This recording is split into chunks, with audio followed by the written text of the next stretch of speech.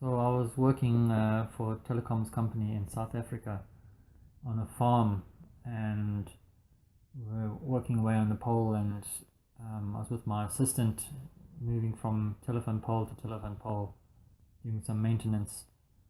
And the next thing I heard, I was standing up the ladder and I heard my assistant down below. He screamed and started running, and he jumped in straight into the van. So I looked down to see what was going on, and we saw that an ostrich had actually run up to the base of the telephone pole that I was standing up on, and it had its feathers out, and it was pecking away at the pole and the ladder, hammering the ladder with its beak. So it was a good full 10 or 15 minutes that I was stuck up there and I couldn't get down, and we were trying to figure out how we were going to get out of this situation.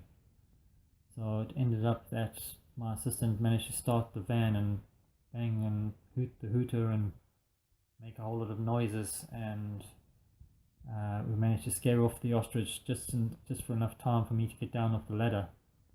But when I was loading up the ladder on the van, the ostrich came back for more, so I didn't have time to put the ladder on, so we left the ladder down on the ground. I jumped into the van and we drove off.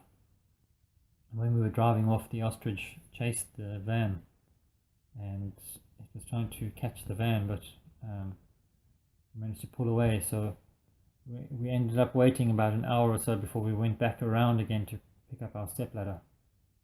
And when we went back for the stepladder, I managed to load up the ladder, and as I was loading it up, just tightened the bolts up onto the roof.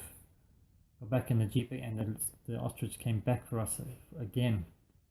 Chasers. We were obviously in his territory, so I had to report back to my supervisor that it wasn't possible to do any maintenance on that pole on that day.